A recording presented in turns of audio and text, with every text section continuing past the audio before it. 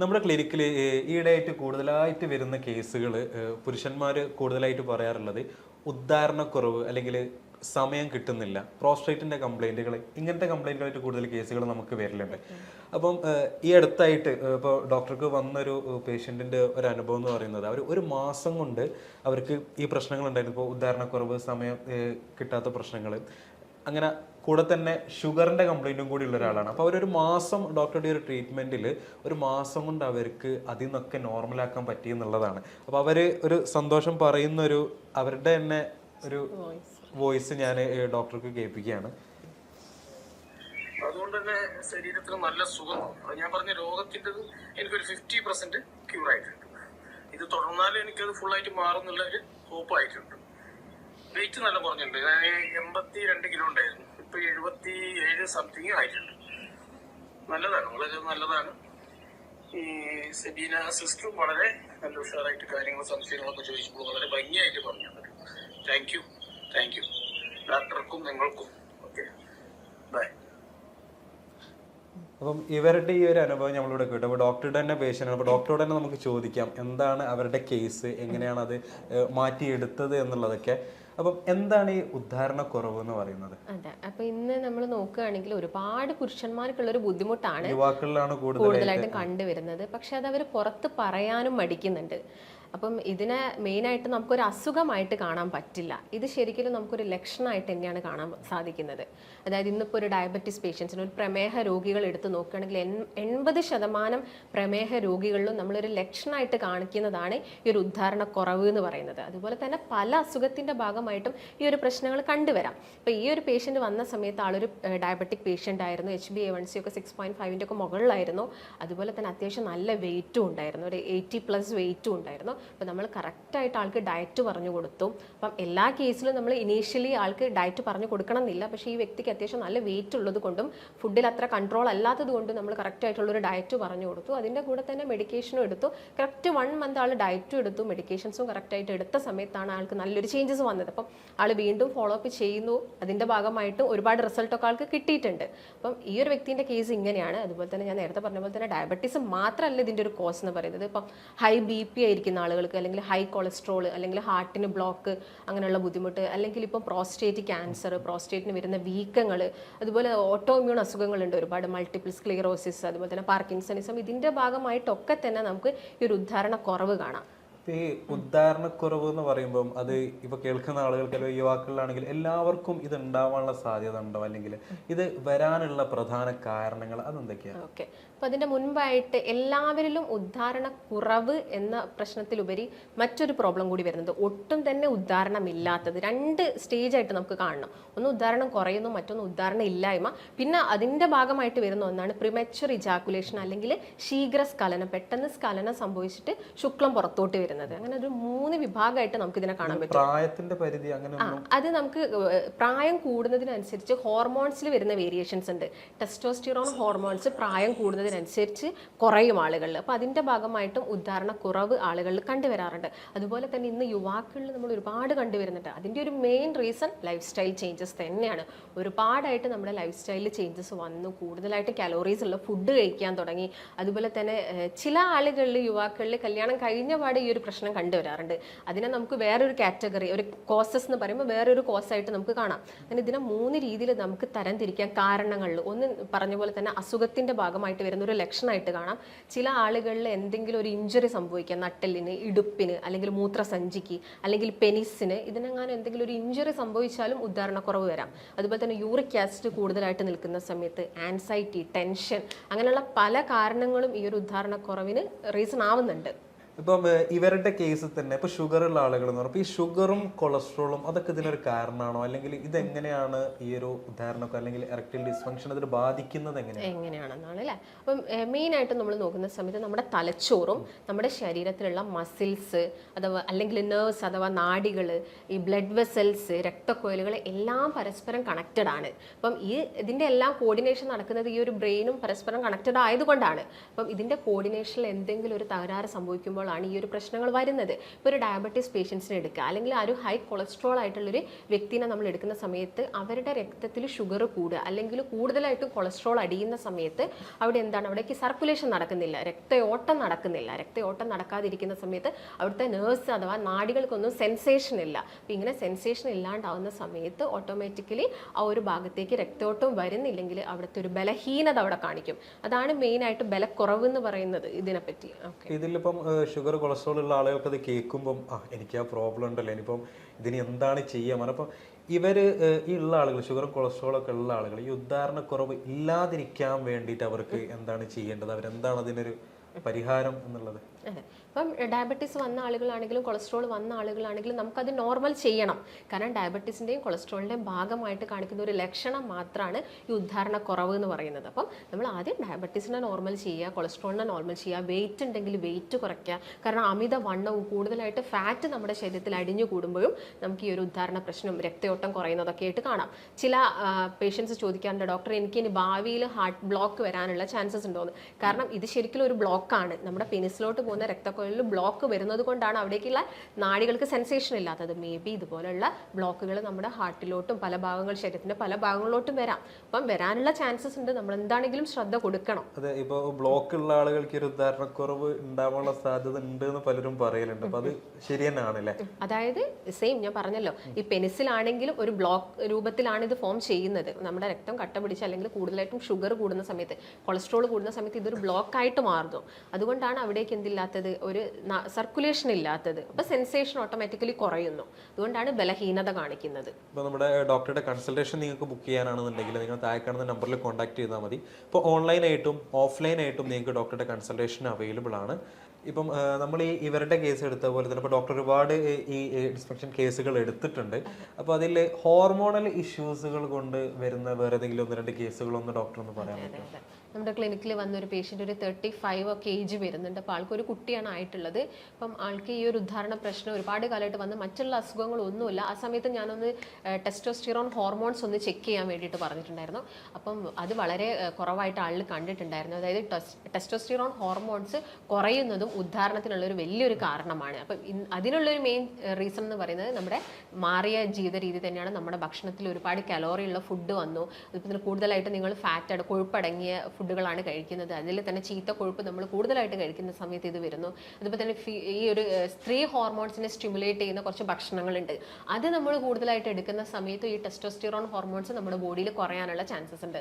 അതിന്റെ ഭാഗമായിട്ടൊക്കെ ഇത് വരുന്നുണ്ട്. ഈ ടെസ്റ്റോസ്റ്റിറോൺ ഈ ഒരു ഹോർമോൺ കുറയാന്നുള്ളതിന് ഇപ്പോൾ എന്തൊക്കെ ലക്ഷണങ്ങളാണ് അത് നമുക്ക് കാണാം? ഇപ്പൊ നമുക്ക് തന്നെ സ്വയം മനസ്സിലാക്കാൻ പറ്റുന്ന കുറച്ച് സിംറ്റംസ് ഉണ്ടാവല്ലോ, അതെന്തൊക്കെയാണ്?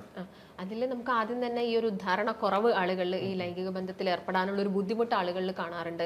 അതുപോലെ തന്നെ പെട്ടെന്ന് അവർക്കൊരു മസിൽ വീക്ക്നെസ്, അവരുടെ മസിൽ ഒരു ശോഷിപ്പ് പോലെ അനുഭവപ്പെടാറുണ്ട്. അതുപോലെ തന്നെ നല്ല രീതിയിൽ മുടി കൊഴിച്ചിൽ, എപ്പോഴും ക്ഷീണം, ഉറക്ക കൂടുതൽ, ഒന്നും ചെയ്യാൻ തന്നെ താല്പര്യമില്ല. ഇങ്ങനെയുള്ള ലക്ഷണങ്ങളാണ് പൊതുവെ കോമൺ ആയിട്ട് അവർ നമ്മളെടുത്ത് പറയുന്നത്. ഇപ്പൊ നമ്മൾ ഈ ടെസ്റ്റോസ്റ്റിറോണിന്റെ ഒരു കേസ് പറഞ്ഞതിൽ ഇതിപ്പോ നോർമലായി കിട്ടാൻ വേണ്ടിയിട്ട് ഇപ്പൊ ഇതുള്ള ആളുകളുണ്ടാവും, കാണുന്നവരിൽ പലരും ഈ ലക്ഷണങ്ങളൊക്കെ അറിഞ്ഞവരായിരിക്കാം. അപ്പൊ ഇത് നോർമലായി കിട്ടാൻ വേണ്ടിയിട്ട് നമ്മൾ എന്താ ചെയ്യേണ്ടത്? ചില ആളുകളിൽ ഈ ടെസ്റ്റോസ്റ്റിറോൺ കുറയാൻ മറ്റു ചില റീസൺസും കൂടി ഉണ്ട്. അതിൽ ഒന്നാമതാണ് അമിതമായിട്ട് ടെൻഷൻ അടിക്കുന്ന ആളുകളിൽ ടെസ്റ്റോസ്റ്റിറോൺ ഹോർമോൺസ് കുറയാം. അതുപോലെ തന്നെ അവരുടെ ശരീരത്തിൽ വിറ്റാമിൻ ഡിയുടെ അളവ് ഒരു പരിധിയിൽ കുറഞ്ഞു കഴിഞ്ഞാലും ഈ ഒരു ടെസ്റ്റോസ്റ്റിറോൺ ഹോർമോൺസ് കുറയാനുള്ള ചാൻസസ് ഉണ്ട്. അപ്പം ഇതെല്ലാം നിങ്ങളുടെ ശരീരത്തിൽ ഓക്കെ ആണോ, നിങ്ങൾ അമിതമായിട്ട് ടെൻഷൻ അടിക്കാതെയൊക്കെ നിൽക്കുക. അതിൻ്റെ കൂടെ തന്നെ നിങ്ങൾ ഭക്ഷണത്തിൽ കുറച്ച് കാര്യങ്ങളും കൂടി ഇൻക്ലൂഡ് ചെയ്യണം.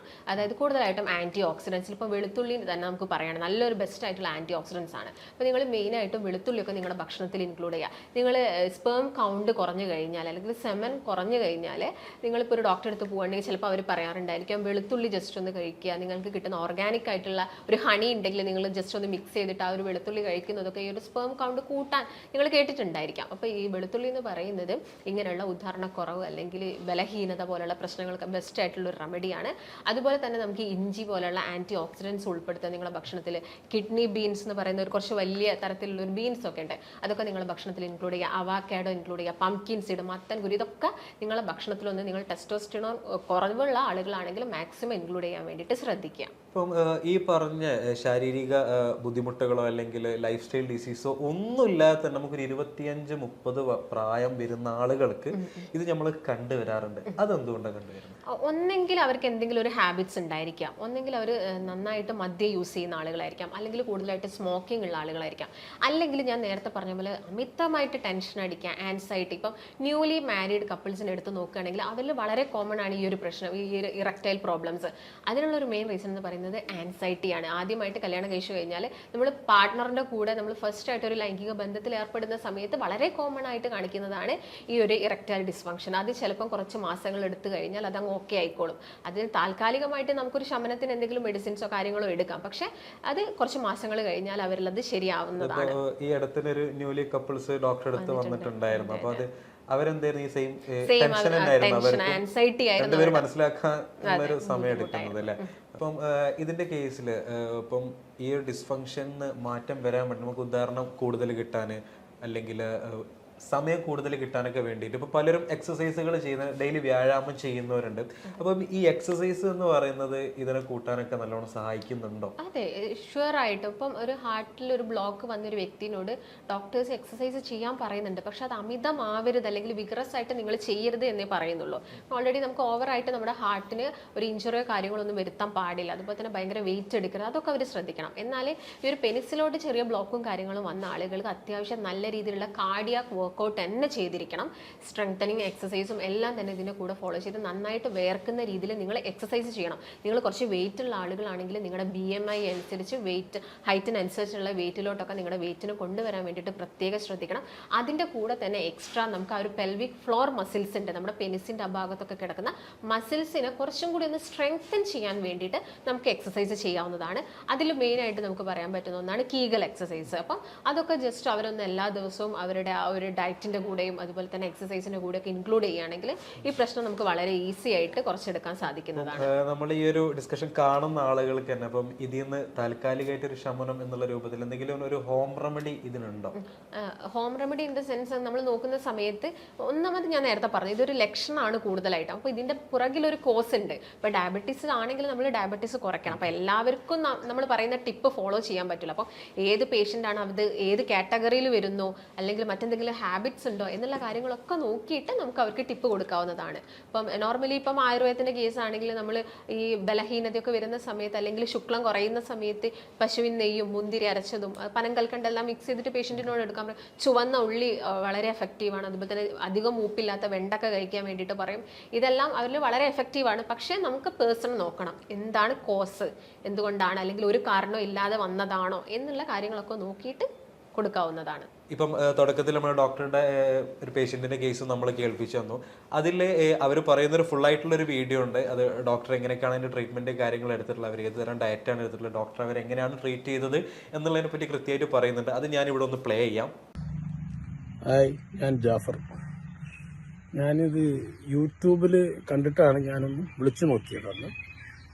അന്ന് 1 മന്തായി വിളിച്ചു നോക്കിയപ്പോൾ ഡോക്ടർ ഭാഗ്യം എന്ന് പറഞ്ഞ ഡോക്ടറാണ് എനിക്ക് ഇത് ചെയ്തത്. വളരെ നീറ്റായിട്ട് എല്ലാം ചോദിച്ച് മനസ്സിലാക്കി അവർ എൻ്റെ രോഗത്തിൻ്റെ കാര്യങ്ങളെല്ലാം വളരെ വൃത്തിയാക്കി എനിക്ക് വിവരിച്ച് തന്നു. എല്ലാം സംശയങ്ങളെല്ലാം തീർത്ത് തന്നു. അവർ 2 മരുന്ന് തന്നു. പിന്നെ ഡയറ്റും എക്സസൈസും ഇതെല്ലാം വന്നിട്ട് നമ്മളെ സെബീന പറഞ്ഞു തന്നു. അവർ കറക്റ്റായിട്ട് 1 മന്ത് 3 നേരം കറക്റ്റായിട്ട് വിളിച്ച് കാര്യങ്ങൾ അന്വേഷിച്ചതുകൊണ്ട് ഞാനത് വളരെ സ്ട്രിക്റ്റായിട്ട് ഫോളോ അപ്പ് ചെയ്തിട്ടില്ലെങ്കിൽ ഒരു 75% ഫോളോ അപ്പ് ചെയ്തിട്ടുണ്ട്. അതുകൊണ്ട് തന്നെ ശരീരത്തിന് നല്ല സുഖം തോന്നും. അത് ഞാൻ പറഞ്ഞ രോഗത്തിൻ്റെതും എനിക്കൊരു 50% ക്യൂറായിട്ടുണ്ട്. ഇത് തുടർന്നാൽ എനിക്കത് ഫുള്ളായിട്ട് മാറും എന്നുള്ള ഒരു ഹോപ്പായിട്ടുണ്ട്. വെയിറ്റ് നല്ല കുറഞ്ഞിട്ടുണ്ട്. ഞാൻ 82 കിലോ ഉണ്ടായിരുന്നു, ഇപ്പോൾ 77 സംതിങ് ആയിട്ടുണ്ട്. നല്ലതാണ്, വളരെ നല്ലതാണ്. ഈ സെബീന സിസ്റ്ററും വളരെ നല്ല ഉഷാറായിട്ട് കാര്യങ്ങൾ സംശയങ്ങളൊക്കെ ചോദിച്ചപ്പോൾ വളരെ ഭംഗിയായിട്ട് പറഞ്ഞു തന്നിട്ടുണ്ട്. താങ്ക് യു ഡോക്ടർക്കും നിങ്ങൾക്കും. Okay, bye. ഡോക്ടറെ കോൺടാക്ട് ചെയ്യാനാണെന്നുണ്ടെങ്കിൽ നിങ്ങൾക്ക് താഴെ കാണുന്ന നമ്പറിൽ കോൺടാക്ട് ചെയ്യാവുന്നതാണ്. ഡോക്ടറുടെ കൺസൾട്ടേഷൻ ഓൺലൈനായിട്ടും അതേപോലെ തന്നെ ഓഫ്ലൈനായിട്ടും നിങ്ങൾക്ക് അവൈലബിൾ ആണ്. ഇപ്പം ഇവർക്ക് ഇനിയിപ്പം ഒരു അഡ്വൈസ് കൊടുക്കാൻ പറ്റുകയെന്നുണ്ടെങ്കിൽ മാം എന്താണ് അവർക്ക് കൊടുക്കുക? ഞാൻ നേരത്തെ പറഞ്ഞ പോലെ തന്നെ ആ ഒരു കീഗൽ എക്സസൈസ് നമുക്ക് എല്ലാവർക്കും ഫോളോ ചെയ്യാവുന്നതാണ്. അതുപോലെ തന്നെ നിങ്ങളുടെ അസുഖം എന്താണോ അതിനെ നമുക്ക് ആദ്യം കൺട്രോളിലോട്ട് വരണം. വെയിറ്റ് ഉള്ള ആളുകളാണെങ്കിൽ മസ്റ്റ് ആയിട്ടുള്ള ഒരു ഡയറ്റ് അവരെന്താണെങ്കിലും ഫോളോ ചെയ്തിരിക്കണം. ഇപ്പോൾ ഷുഗർ പേഷ്യൻസ് ആവുന്ന സമയത്തും വെയിറ്റ് കുറയ്ക്കാൻ ആഗ്രഹിക്കുന്ന ആളുകളൊക്കെ ആണെങ്കിൽ നമുക്കൊരു സെയിം ഡയറ്റ് അവർക്ക് കൊടുക്കാൻ വേണ്ടിയിട്ട് സാധിക്കും. പക്ഷെ എല്ലാവർക്കും ഡയറ്റ് എടുക്കുക എന്ന് പറയുന്ന സമയത്ത് ഭയങ്കര ടെൻഷനാണ്. ഞാൻ നാളെ മുതൽ ഒന്നും കഴിക്കാതിരിക്കണോ, ഡയറ്റ് എന്ന് പറയുമ്പോൾ നോൺ വെജ് ഒന്നുമില്ല, ചിക്കൻ ഇല്ല, മീനില്ല, മാംസം ഇല്ല എന്നുള്ളൊരു പേടി കൊണ്ടാണ് അധികം ആളുകളും ഡയറ്റ് എടുക്കാത്തത്. പക്ഷേ നമ്മൾ മനസ്സിലാക്കേണ്ട ഒരു കാര്യം, നമ്മൾ ചിക്കൻ കഴിക്കുന്നുണ്ടെങ്കിലും മീൻ കഴിക്കുന്നുണ്ടെങ്കിലും ഒക്കെ അത് നമ്മുടെ ശരീരത്തിലോട്ടുള്ള ഹെൽത്തി ഫാറ്റ്സിനെയാണ് പ്രൊവൈഡ് ചെയ്യുന്നത്. അപ്പോൾ ഈ ഒരു ഹെൽത്തി ഫാറ്റ്സ് നമ്മുടെ ബോഡിയിൽ അത്യാവശ്യമാണ്. HDL കൊളസ്ട്രോൾ ഉണ്ടാവാൻ ഈ ഒരു ഹെൽത്തി ഫാറ്റ്സ് വേണം. നമ്മുടെ ബോഡിയിൽ HDL കൊളസ്ട്രോൾ ഉണ്ടെങ്കിൽ നമ്മുടെ ശരീരത്തിൽ LDL കൊളസ്ട്രോളിനെ കുറയ്ക്കാനും ഇത് ഹെൽപ്പ് ചെയ്യുന്നുണ്ട്. അതിൻ്റെ കൂടെ തന്നെ ഈ ഒരു ഹാർട്ട് കംപ്ലയിൻറ്റ്സ് കുറയ്ക്കാനും ഹെൽപ്പ് ചെയ്യുന്നുണ്ട്. അപ്പം നമ്മൾ കൃത്യമായിട്ടുള്ളൊരു ഡയറ്റ്, ചിട്ടയായിട്ടുള്ളൊരു ഡയറ്റ്, വളരെ ഷെഡ്യൂൾഡ് ആയിട്ടുള്ളൊരു ഡയറ്റ് നമ്മൾ എടുക്കുകയാണെങ്കിൽ നമുക്ക് വെയിറ്റും കുറച്ചെടുക്കാം, ഡയബറ്റീസ്, കൊളസ്ട്രോൾ പോലെയുള്ള പ്രശ്നങ്ങളും നമുക്ക് കുറച്ചെടുക്കാൻ സാധിക്കും. അതിൻ്റെ കൂടെ തന്നെ ഇങ്ങനെയുള്ള ഇറക്ടൈൽ പ്രശ്നങ്ങൾ അല്ലെങ്കിൽ ഉദ്ധാരണക്കുറവൊക്കെ നമുക്ക് നോർമൽ ആക്കാവുന്നതേ ഉള്ളൂ. ഇപ്പോൾ ഡോക്ടർ നമുക്ക് പറഞ്ഞു തന്നതിൽ എന്തൊക്കെയാണ് കാരണങ്ങൾ, ആർക്കൊക്കെയാണ് ഈ തരത്തിലുള്ള ബുദ്ധിമുട്ടുകൾ വരിക എന്നുള്ളത് പറഞ്ഞു. അപ്പോൾ പൊതുവിൽ നമ്മൾ യുവാക്കളിൽ കൂടുതലായിട്ട് കണ്ടുവരുന്നതാണ്. അതേപോലെ തന്നെ ഈ ഒരു വിഷയത്തിൽ തന്നെ ഒരുപാട് ടെൻഷൻ അടിക്കുന്ന ആളുകളുണ്ട്. ഒന്നുമില്ല, നമ്മൾ തൊട്ട് മുന്നേ ഡോക്ടറുടെ തന്നെ ഒരു പേഷ്യൻ്റെ അനുഭവം നമ്മൾ കേട്ടു. ഒറ്റ മാസം കൊണ്ടാണ് അവരത് നോർമലാക്കി എടുത്തിട്ടുള്ളത്. നമുക്ക് സിമ്പിളാണ്, അതിൽ കൂടുതൽ ടെൻഷൻ അടിക്കാതെ നമ്മൾ അതായത് ഡോക്ടേഴ്സിൻ്റെ അടുത്ത് പോയിട്ട് ഒരു കൺസൾട്ടേഷൻ എടുത്ത് അതിന് വേണ്ട രീതിയിലുള്ള ട്രീറ്റ്മെൻറ്റ് എന്താണോ അത് ആ രൂപത്തിൽ ചെയ്ത് കഴിഞ്ഞാൽ നമുക്ക് സിമ്പിളായിട്ട് മാറ്റിയെടുക്കാൻ പറ്റുന്നേ ഉള്ളൂ. അല്ലാതെ ഒരുപാട് ടെൻഷൻ അടിക്കേണ്ട കാര്യമൊന്നുമില്ല. ഇപ്പോൾ ഡോക്ടറെ കോൺടാക്ട് ചെയ്യാനാണെന്നുണ്ടെങ്കിൽ നിങ്ങൾക്ക് താഴെ കാണുന്ന നമ്പറിൽ കോൺടാക്ട് ചെയ്താൽ മതി. കൺസൾട്ടേഷൻ നിങ്ങൾക്ക് ഓൺലൈനായിട്ടും ഓഫ്ലൈനായിട്ടും അവൈലബിൾ ആണ്. അപ്പോൾ രണ്ട് രീതിയിലും നിങ്ങൾക്ക് കൺസൾട്ട് ചെയ്യാവുന്നതാണ്. ഏതായാലും ഇന്നത്തെ വീഡിയോ ഡോക്ടർ നല്ല രീതിയിൽ നമുക്ക് എക്സ്പ്ലെയിൻ ചെയ്തു തന്നു. ഡോക്ടറുടെ തന്നെ കേസും നമുക്കത് പറഞ്ഞു തന്നു എങ്ങനെയാണെന്നുള്ളത്. ഇപ്പോൾ എന്തൊക്കെ ഹോം റെമഡീസ് നമുക്ക് പറ്റും, എന്തൊക്കെയാണ് അതിൻ്റെ ലക്ഷണങ്ങൾ, കാര്യങ്ങളൊക്കെ കൃത്യമായിട്ട് നമുക്ക് ഡോക്ടർ പറഞ്ഞു തന്നു. അപ്പം പുതിയൊരു വീഡിയോ ആയിട്ട് നമുക്ക് വീണ്ടും കാണാം. Thank you.